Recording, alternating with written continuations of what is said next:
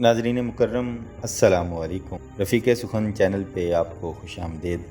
ناظرین، آج اس ویڈیو میں ہم ہمارے تعلیمی نظام کی خوبیوں اور خامیوں پر بات کریں گے، ان کا جائزہ لیں گے، لیکن اس سے پہلے ہمیں کچھ تاریخی حقائق پر نظر ڈالنا ہوگی تاکہ ہم اس نظام کی بنیادوں اور اس کے مکمل ڈھانچے کو اچھی طرح سے سمجھ سکیں۔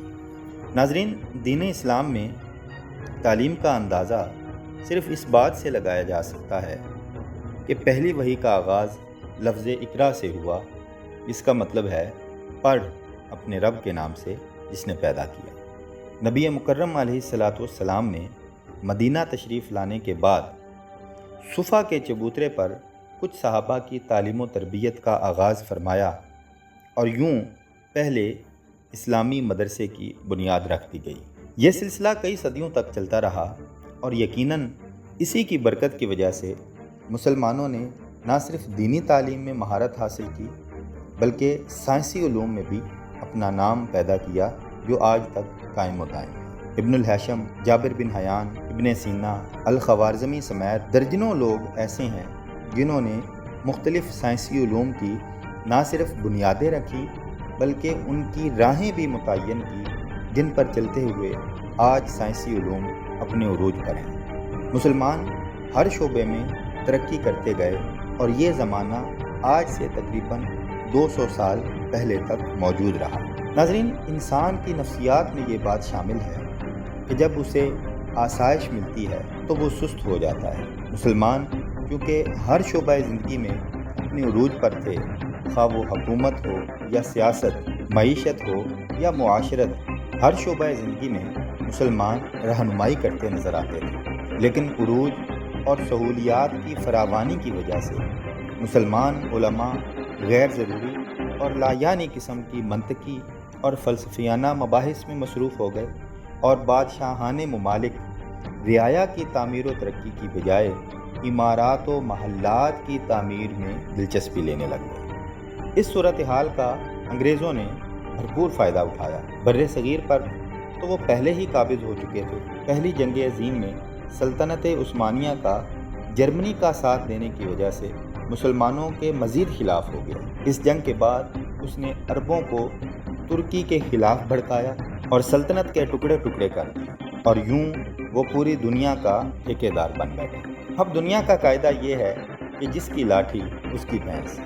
عباسیوں کے دور میں عربی انٹرنیشنل زبان تھی۔ کیا مسلمان اور کیا غیر مسلم سبھی عربی سیکھتے بھی تھے اور بولتے بھی تھے۔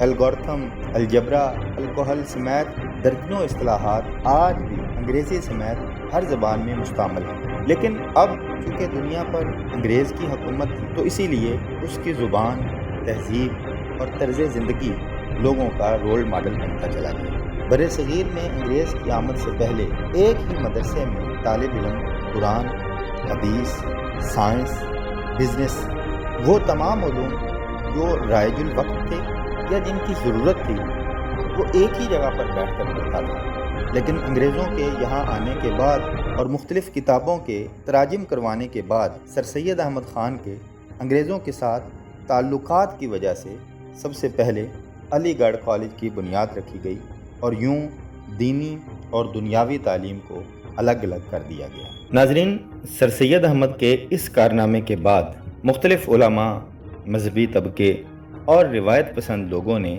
ان کی مخالفت کی، اور اس مخالفت کا بنیادی نقطہ صرف یہ بات تھی کہ اگر مسلمانوں نے جدید مغربی تعلیم کو اپنایا تو یہ اسے دین سے دور کر سکتی ہے یا ان کے عقائد کو نقصان پہنچا سکتی ہے، اور مسلمان انگریزوں کے محکوم و مغلوب تو ہیں ہی، ذہنی اور فکری طور پر بھی وہ انگریز کے غلام بن جائیں گے، کیونکہ اس سے پہلے 1835 میں لارڈ مکالے کا جدید تعلیمی نظام ہندوستان میں متعارف ہو چکا تھا، جس کا مقصد انگریزی زبان اور مغربی تعلیم کو فروغ دینا تھا، اور اب سر سید کا جدید تعلیم کی طرف جھکاؤ ایک خطرے کی علامت تھی۔ اگرچہ ان دونوں تعلیمی نظاموں کے مقاصد اور نیت میں فرق تھا، یعنی لارڈ مکالے کا تعلیمی نظام خالصتاً برطانوی مفادات کے تحت ہندوستانی معاشرے کو کنٹرول کرنے کے لیے بنایا گیا تھا، جبکہ سر سید کی تحریک کا مقصد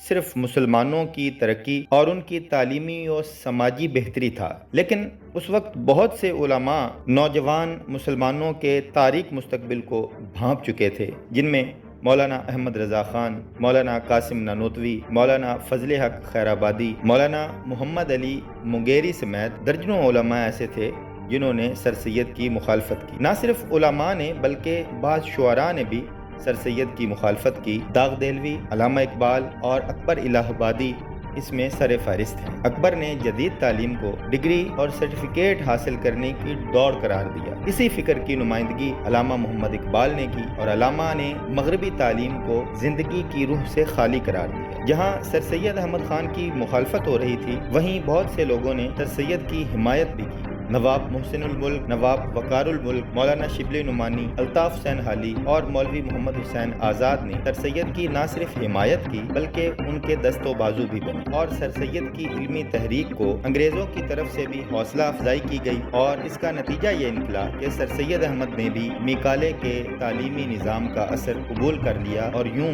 یہ نظام پورے ہندوستان میں رائج ہو گیا۔